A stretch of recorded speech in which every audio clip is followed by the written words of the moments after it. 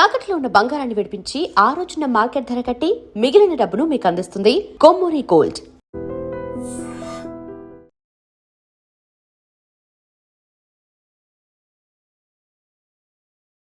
నమస్తే, welcome to I dream talking point with Kavitha.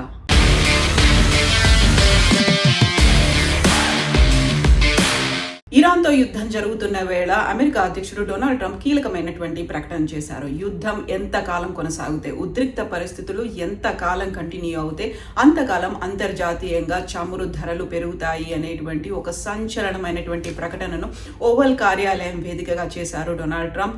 German ఛాన్సలర్తో భేటీకి ముందు Trump చేసినటువంటి ఈ వ్యాఖ్యలు అంతర్జాతీయంగా సంచలనం కలిగిస్తున్నాయి. ఇప్పటికే యుద్ధం నేపథ్యంలో ఇరాన్ హర్ముజ్ జలసంధిని మూసివేసింది. ప్రపంచానికి కావలసినటువంటి 5వ వంతు చమురుని హర్ముజ్ జలసంధి గుండా ప్రతిరోజు ప్రయాణిస్తూ ఉంటాయి. బట్ దాన్ని మూసివేసిన తర్వాత అంతర్జాతీయంగా కూడా ఇప్పటికే క్రూడ్ ఆయిల్ ధరలు విపరీతంగా పెరిగిపోయాయి. జూలై 2024 తర్వాత for the first time barrel కు $85 ధర పలుకుతోంది అనేటువంటి అంచనాలు ఇప్పుడు అంతర్జాతీయంగా మార్కెట్ సంస్థల నుంచి వినిపిస్తున్నాయి. బర్క్లీ ప్రకారం ఇది $100 కూడా దాటుతుంది అనే మాట ఉంది.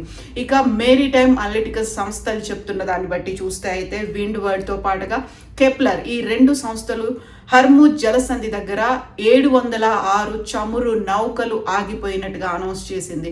సో ఇరాన్ ముందుగానే చెప్పింది హర్ముజ్ జలసంధిని మేము క్లోజ్ చేస్తున్నామని. ఖమేనీని, సుప్రీం లీడర్ ఖమేనీని చనిపోయిన తర్వాత, అమెరికా ఇజ్రాయెల్ చేసిన దాడిలో ఖమేనీ మరణించిన తర్వాత హర్ముజ్ జలసంధిని క్లోజ్ చేస్తున్నట్టుగా ఇరాన్కి చెందినటువంటి రివల్యూషనరీ గార్డ్స్ అనౌన్స్ చేశాయి. ఒకవేళ తమ ఆంక్షలను దాటి ఎవరైనా హర్ముజ్ జలసంధి గుండా తమ చమురు నౌకలను తీసుకువెళ్తే వాటిని తగలబెట్టేస్తాం, పేల్చేస్తామనే మాట.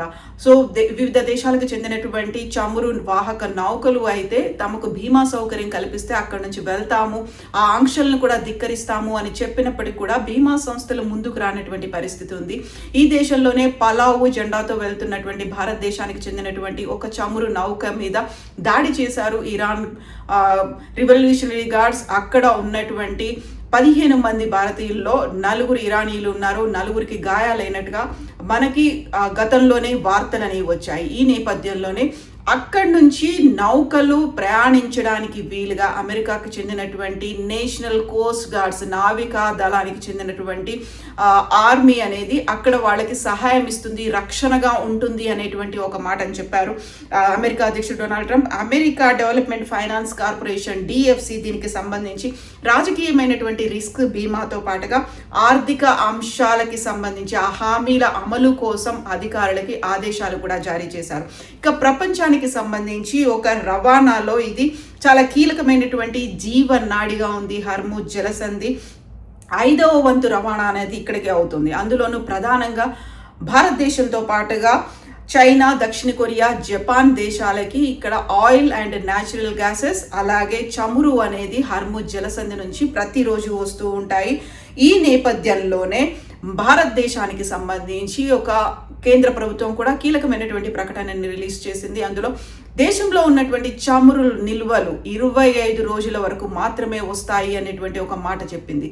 బట్ ఇక్కడ ధరలు పెంచే ఆలోచన ఏమీ లేదు అనేటువంటి ఒక స్పష్టమైనటువంటి ప్రకటన కూడా కేంద్ర ప్రభుత్వం దగ్గర నుంచి వచ్చింది. ఉన్నటువంటి నిల్వలు 25 రోజుల వరకే సరిపోతాయని వచ్చినప్పటికీ కూడా పానిక్ అవ్వాల్సినటువంటి అవసరం లేదు, మేము ధరలు పెంచము అనేటువంటి మాట చెప్పినప్పటికీ అంతర్జాతీయంగా మాత్రం ఇది కీలకమైనటువంటి ఒక అంశంగా మారబోతోంది. 5వ వంతు చమురు సరఫరాలు ప్రతిరోజు అక్కడి నుంచి రవాణా అనేది హర్ముజ్ జలసంధి నుంచి జరుగుతుంటాయి. కాబట్టి అది క్లోజ్ చేసిన తర్వాత ఇప్పుడు నేనున్నాను అనేటువంటి ఒక మాటను ట్రంప్ అయితే ఇస్తూ ఉన్నప్పటికీ, ఒక హామీ ఇస్తూ ఉన్నప్పటికీ అది ఇంకొక రకమైనటువంటి యుద్ధానికి దారితీస్తుందా అనేటువంటి ఒక మాట కూడా, దానికి సంబంధించి విశ్లేషణలు కూడా వినిపిస్తున్నాయి. ఇప్పటికైతే ప్రపంచ చమురుకి జీవనాడి అయినటువంటి హర్ముజ్ జలసంధిని మూసివేసిన తర్వాత వచ్చినటువంటి విపరీతమైనటువంటి పరిణామాల నేపథ్యంలో ట్రంప్ చేసినటువంటి ప్రకటన అంతర్జాతీయంగా క్రూడ్ ఆయిల్ ధరలు పెరుగుతాయి అనేటువంటి మాట. సో బెర్క్లీ చెప్తోంది ఇప్పుడున్నటువంటి $85 $100 కూడా పెరుగుతోంది అనేది.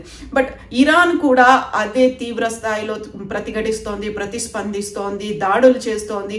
US ఎంబసీలనే అటాక్ చేసుకొని వాటిని టార్గెట్గా వివిధ దేశాల్లో కూడా ఇరాన్ ఇప్పుడు టార్గెట్ చేస్తోంది. ఇందులో ఖమేనీ మరణం తర్వాత అక్కడ ఉన్నటువంటి కౌన్సిల్ కూడా భేటీ అయింది. తమ తదుపరి సుప్రీం ఎవరు అనేటువంటి ఒక డెసిషన్ని కూడా ఇరాన్ తీసుకుంది. బట్ ఇజ్రాయెల్తో పాటుగా అమెరికా చేస్తున్నటువంటి దాడులకి ప్రతి దాడులని తీవ్రం చేస్తోంది ఇరాన్.